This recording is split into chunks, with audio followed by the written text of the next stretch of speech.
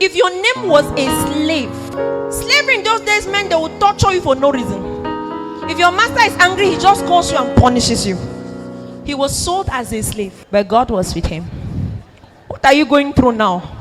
There's something building over your life. When the clouds are heavy, it will rain from slavery to a governor. I don't know if I'm communicating.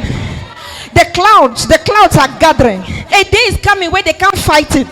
They can't resist it. They even start feeling too small to accommodate it. God is with 5 people here this morning. I said God is with 5 people here this morning. So we accelerate by the presence of God. We accelerate by the well favor of God. And then Joseph's life is going through a roller and a coaster. Just when Joseph is about to say, wow, see what the Lord has done for me, another storm hits Joseph's life. Yam done, yam no done. Potiphar here, Potiphar there. The voice of who condemned Joseph was every indication that his voice will never rise again. Sometimes it's not the report, it is who reported you. That I kept you in charge of my house, and then you are after my wife. Now it's not the house boy saying, it's not the gate man, it is my wife herself saying you are molesting her. You know the grammar. You want to rape her, you are molesting her sexually, you are psychologically traumatizing her. She is insecure. Can you speak all the grammar now? She is insecure, she feels prostrated, she is stranded in her own house, she feels vulnerable. That's the grammar around Joseph.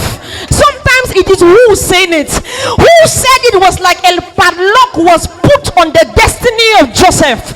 Ayatana sukala baba bayadada. I don't know if I'm communicating. Sometimes it doesn't matter what they said about you. It doesn't matter who said it. If God is with you, it doesn't matter how long it will take. For sure the padlock will loosen someday. Why the devil thought they had finished with Joseph. Joseph used it as his period for training. Joseph trained himself out of unforgiveness. The Bible says at the end when his brothers came, he didn't feel a pain for them because he had gone through something worse than what they did. Sometimes you're going through something, God is teaching you another virtue. I don't know who I'm speaking to here. Stop being bitter with some experiences. There is a lesson beneath. Stop being bitter with what is happening in Cameroon. There is a lesson in it. It is in this season that God is training the best musicians in Cameroon. It is in this season that God is training the best preachers in Cameroon. Look at the past 4 years or 5 years. We have never had good preachers like we have now in this country. The challenge is baking us. It's baking us with prayer. It's baking us in fasting. Everybody says down about us. Everybody says Cameroon is down in Egypt and tormented in Potiphar's house. Can I talk to somebody here? People even say Cameroon has been locked in a prison. But I came to say it doesn't matter the matter. We are going through a process. Give us some time. We are going through a process, and before they think we are rising on the map of the world, we are rising on the map of the world. They will see us in grand style. They will see us in grand style. If I'm going to a Cameroonian, let your amen be louder.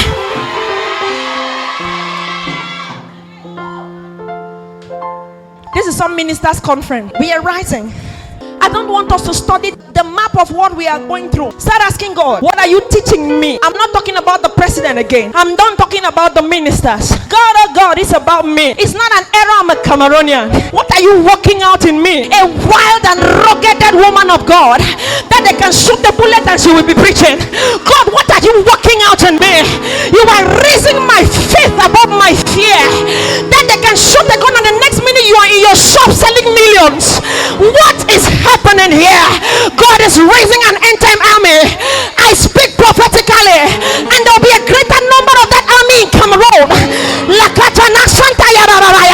I said, God, I hear him say he's raising an end-time army, and he chose Cameroon as a nation for the training ground. Oh, yes. You are an end-time army. Oh, yes. That's why we are going through what we are going through. Oh, yes. But I have a word of assurance for us.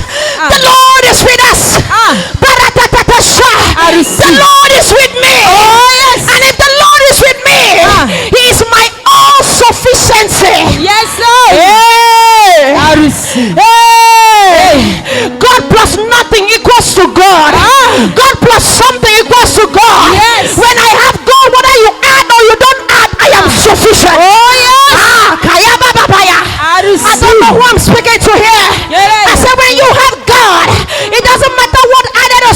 said, you are sufficient. Sufficient.